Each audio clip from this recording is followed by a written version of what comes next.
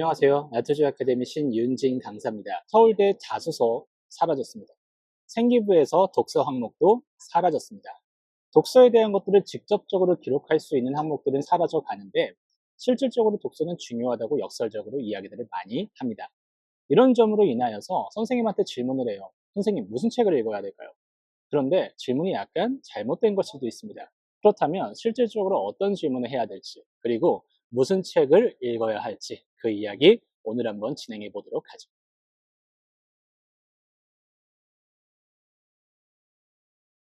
독서와 관련되어서 가장 많이 받는 질문들이 무슨 책을 읽어야 할까요? 라고 하는 질문입니다. 그런데 이 질문이 왜 잘못되었을까요?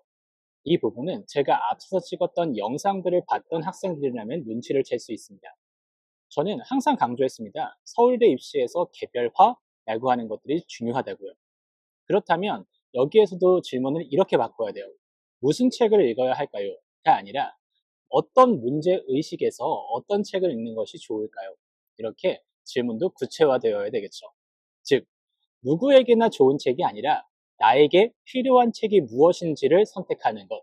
이것이 서울대 독서에서 가장 중요한 항목이라고 이야기를 해볼 수가 있을 것 같아요.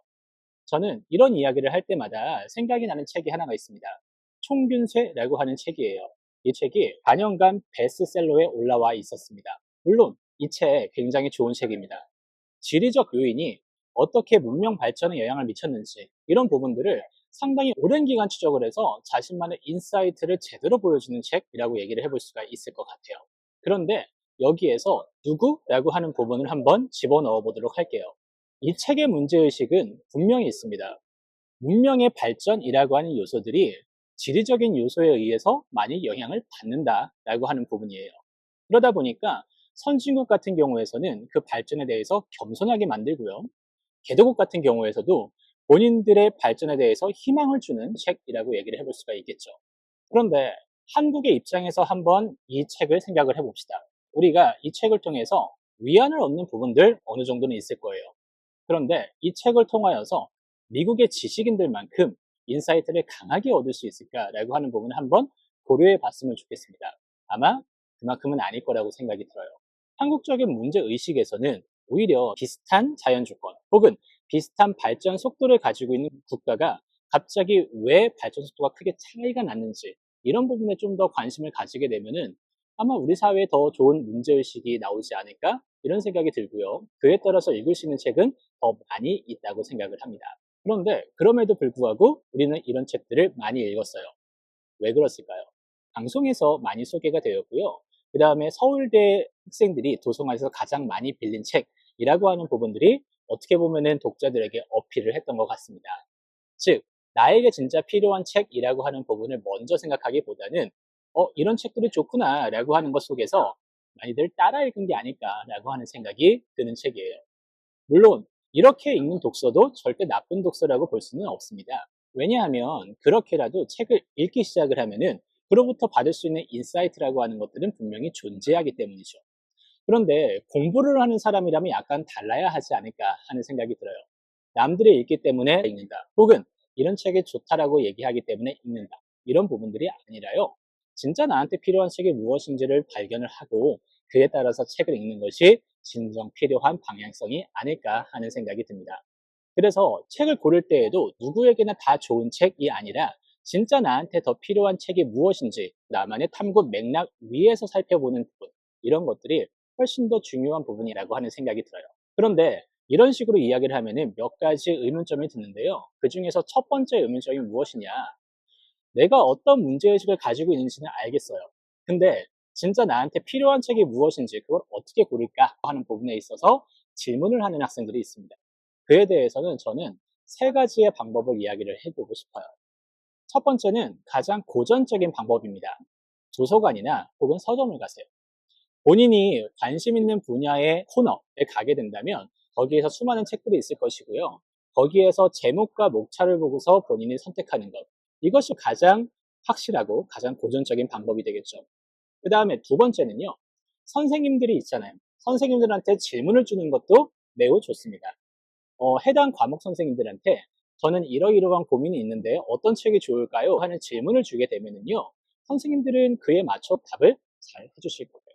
그리고 마지막으로 세 번째, 현대사회에서 가능한 부분인데 AI에게 질문을 하는 것도 가능하겠죠. AI에게 본인이 기존에 했었던 연구들, 그리고 어떤 맥락에서 어떤 책을 읽고 싶은지 이런 것들을 다 갖다 놓고요. 거기에다 책을 추천해 달라고 하면은 몇 가지 추천을 받을 거예요. 단 AI는 거짓말을 많이 하잖아요. 그러니까 본인이 한 번은 더 검색을 통해서 책과 목차를 검색할 필요는 있을 것 같습니다. 이런 식으로 책을 찾게 되면은 그 속에서 본인이 읽을 수 있는 나만의 문제의식을 가지고 있는 책이 무엇일지 확인해 볼 수가 있을 겁니다. 이렇게 책을 고른다고 하더라도 두 번째 의문이 들 수가 있어요. 잘못된 책을 고르는 것이 아닐까 하는 문제의식이 들겠죠. 근데 저는 여기에다가 이런 이야기 해보고 싶습니다. 그 어떤 책이라도 완벽한 책은 없어요. 그렇다고 완벽히 나쁜 책도 존재하지는 않을 겁니다. 즉, 내가 그 책을 어떻게 읽는지에 따라서 그 책의 중요도, 필요성, 의미는 달라지게 되겠죠. 즉, 책에 있어서 작가도 중요하지만요, 독자도 매우 중요합니다.